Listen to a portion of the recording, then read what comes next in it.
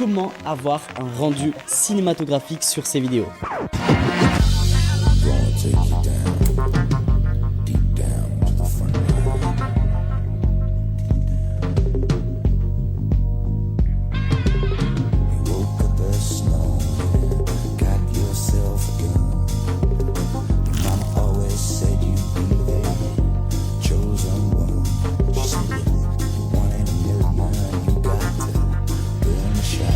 Mais pourquoi est-ce qu'on veut absolument avoir un rendu cinéma sur ces vidéos? Tout simplement parce que ça sonne comme quelque chose de très professionnel. Ça donne l'impression que tu maîtrises ton sujet. Ça donne l'impression que tu es un expert de ton sujet. Et en plus de ça, ça donne l'impression que tu es plongé dans une vraie production. C'est pour ça que dans cette vidéo, je vais te donner les 3 piliers les plus importants pour avoir une image cinématographique pour tes vidéos. Point numéro 1. La mise en scène. Alors ce point-là va regrouper plusieurs petits sous-points. Ta composition, ton éclairage et ton décor. Et donc dans un premier temps et avant toute chose, il faut que tu analyses ta lumière et ta lumière même naturelle. Dis-toi que tu n'as pas besoin d'un setup de lumière ultra haut de gamme. Observe simplement ce qu'il y a autour de toi. Là actuellement, j'ai juste une petite key light juste ici sur ma droite et sur le côté gauche, j'ai des fenêtres qui vont venir m'éclairer. La lumière, c'est ce qui va venir construire ton image. Toutes les lumières que tu vois autour de toi, sers-toi-en pour venir accentuer un message. Ensuite, il faut que tu joues avec le contraste et les zones d'ombre. Le fait de jouer avec les ombres, ça va être un atout énorme pour ta vidéo. Les zones d'ombre vont venir structurer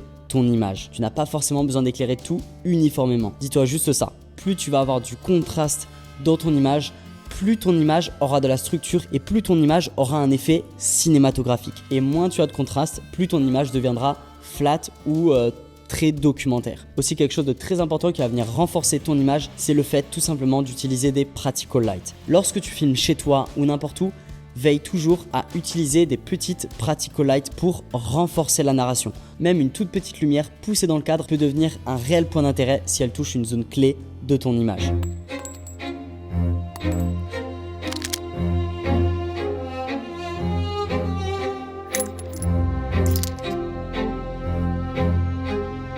Les gens ne comprennent pas que juste avec une bonne composition, on peut littéralement raconter une histoire. Les gens essayent trop souvent maintenant de créer quelque chose de tout nouveau qui n'a jamais été fait.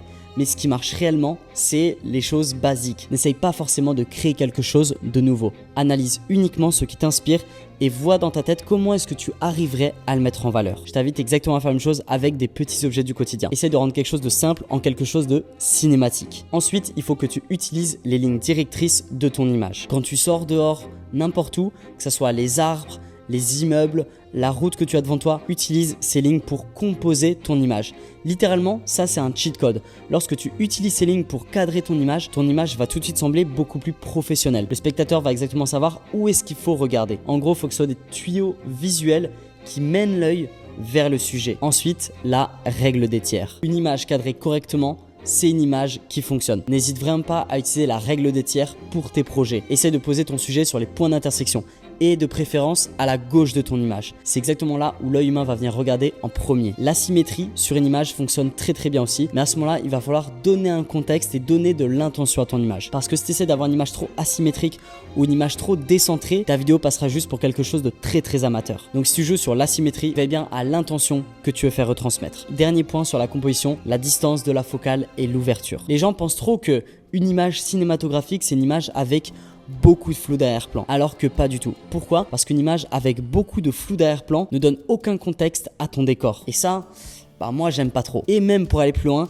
je dirais que c'est de la triche. L'avantage, c'est que tu auras beaucoup plus de profondeur dans ton image et tu pourras plus mettre en avant ton arrière-plan. Personnellement, sur mes plans, j'aime beaucoup montrer le décor. J'habite dans un endroit qui est propice à avoir un joli décor. Donc pourquoi le cacher avec du flou d'arrière-plan? Le bokeh va servir à isoler ton sujet, mais c'est pas quelque chose qu'on veut tout le temps. Je t'invite vraiment sur tes prochaines productions à réduire ton ouverture et à essayer de composer tes plans comme ça. Tu verras que c'est bien plus compliqué parce qu'il faudra que tu fasses attention à beaucoup plus de détails. Mais la finalité, lorsque tu maîtrises tout, c'est beaucoup plus joli. Attends, je t'arrête 30 petites secondes dans la vidéo. Si t'es intéressé pour devenir un vidéaste rentable, donc qui sait tout maîtriser, donc de la pré-production juste par la post-production, en passant par un système d'acquisition client qui te permet littéralement de vivre de ta passion. Je suis heureux de t'annoncer que j'ai justement créé un système qui s'appelle le système Creator Club. Donc on a mis en place une méthode qui se divise en 3 parties: les compétences, la monétisation et la créativité. Pourquoi ces 3 choses-là? Parce que c'est les 3 choses les plus importantes pour qu'un filmmaker puisse enfin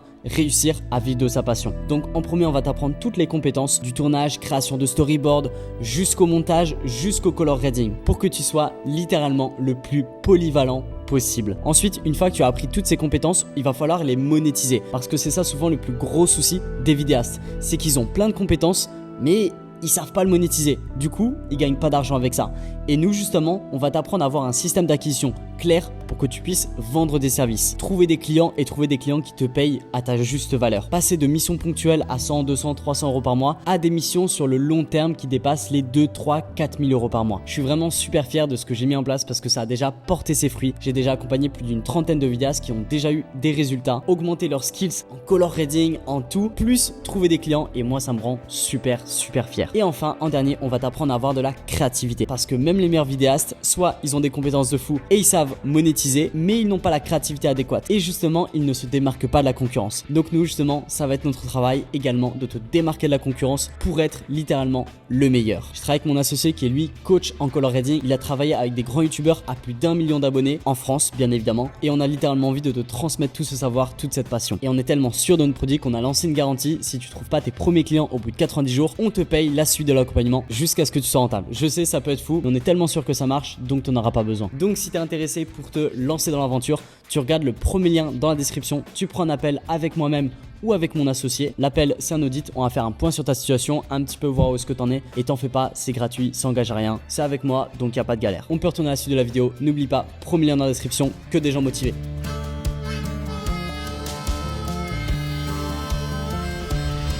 On sait que le color grading a une importance énorme sur la façon dont on voit nos vidéos. Je vais te montrer à l'écran une vidéo sans color grading et avec un color grading pour que tu vois réellement la différence. Le fait d'avoir un bon color grading, on va être beaucoup plus en immersion dans la vidéo. Et encore une fois, juste en regardant le color grading, on peut savoir exactement l'intention de notre vidéo. Aujourd'hui, les caméras ont une qualité d'image qui est certes extrêmement bonne, que ce soit les iPhones, les appareils photo, les Osmo Pocket, etc.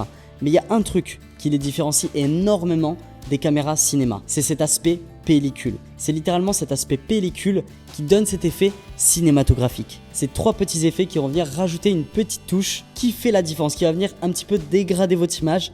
Numéro 1, c'est le grain. Le grain, c'est ce qu'on retrouve énormément dans les films les plus connus. On se retrouve directement sur DaVinci Resolve. Une fois que vous avez terminé votre color grading, bien évidemment, il faut avant de mettre ces effets, faire votre color grading. J'ai déjà fait plusieurs vidéos à ce sujet si vous voulez aller les voir. Une fois que vous avez terminé, comme j'ai dit, votre color grading, vous allez créer un nouveau nœud et vous allez mettre l'effet grain juste ici, et ensuite vous allez simplement le glisser, déposer. J'ai mon preset que j'utilise régulièrement. Je me mets ici dans film grain preset, je me mets en 35 mm 400T. Je trouve que c'est le grain le plus propre. Et ensuite, ce qu'on va faire, c'est qu'on va venir zoomer un petit peu, et ici dans opacité, on va venir l'augmenter. Donc après, c'est à vous de voir si vous voulez un grain qui est puissant ou pas.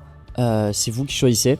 Ensuite, dans les paramètres de grain, vous choisissez la texture, qu'il soit plus petit ou plus gros. Moi en général, je le mets à peu près à 500. Bien évidemment, si vous mettez cet effet sans faire de color grading avant, l'image ne sera jamais propre, on est d'accord. Numéro 2, on a le glow. Le glow, c'est cet effet qui va venir adoucir les hautes lumières et les rendre, on va dire, beaucoup plus diffuses. En gros, on va venir rendre son image beaucoup plus douce. Ensuite, pour notre deuxième effet, ce qu'on va faire, c'est qu'on va recréer un nœud et ensuite on va aller chercher l'effet glow juste ici, et on va venir drag and drop. Pareil, moi il y a une méthode que j'utilise qui fonctionne très bien, c'est baisser au maximum le shine juste ici, augmenter au maximum le spread juste ici, et ensuite aller dans Advanced Control, et dans Composite Type Mode on se met directement en Soft Light. Voilà, et ensuite dans Global Blend on va venir diminuer ou augmenter l'intensité du glow. Et le numéro 3, c'est le halation. C'est un rendu qui est très recherché par les filmmakers aujourd'hui parce que ça donne cette image très authentique.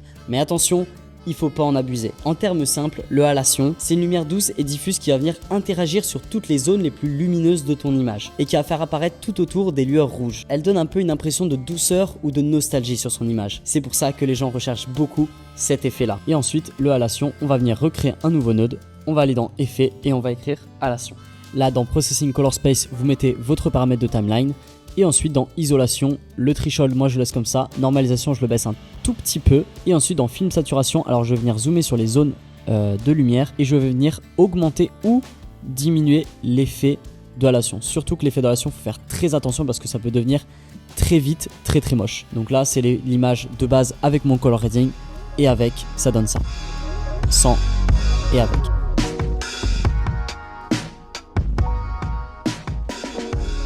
Le son, ça va être la moitié de ton image.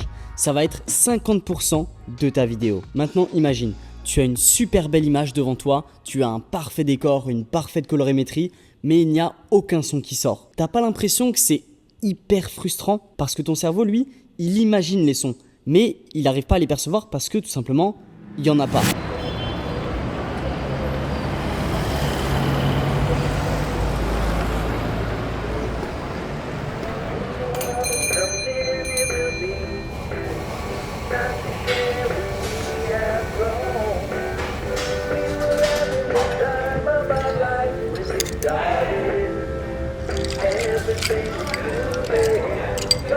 C'est le sound design qui va rendre l'image crédible, immersive et émotionnelle. Et d'ailleurs, quand on parle de sound design, c'est pas juste ajouter des bruits ou ajouter de la musique. Ça va bien plus loin que ça. Le design sonore, c'est littéralement la restauration de la réalité. Et c'est le design sonore qui va faire que ta vidéo est cinématographique. C'est littéralement recréer ce que l'œil croit déjà entendre. Chaque petit détail, le clic d'un briquet, le froissement d'un papier, le bruit de la bouche, tout ça va venir renforcer le réel. Et c'est à ce moment-là que la magie opère. Plus tu vas venir ajouter de micro-textures, plus ton spectateur oublie qu'il regarde une vidéo et il rentre littéralement dans une expérience sensorielle. Maintenant, je vais te donner un petit tips lorsque tu fais du montage et que tu ne veux oublier aucun sound design. Tu vas venir regarder ton image sans aucun son, ni musique, ni voix, ni bruit, ni rien du tout. Et tu vas venir toi-même imaginer ce qui devrait être ajouté. Et tu vas voir que ça va être hyper facile étant donné que tu n'entendras rien du tout. Donc ton cerveau va tout imaginer de A à Z. C'est exactement ce que je fais pour toutes mes productions et pour celles de mes clients. Maintenant, tu as deux méthodes pour avoir un bon sound design. La première, c'est d'enregistrer le maximum de choses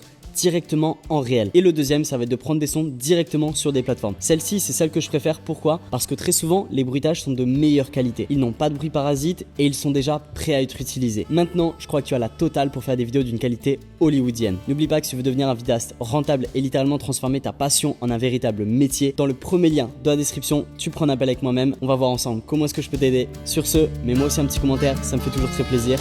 Ciao!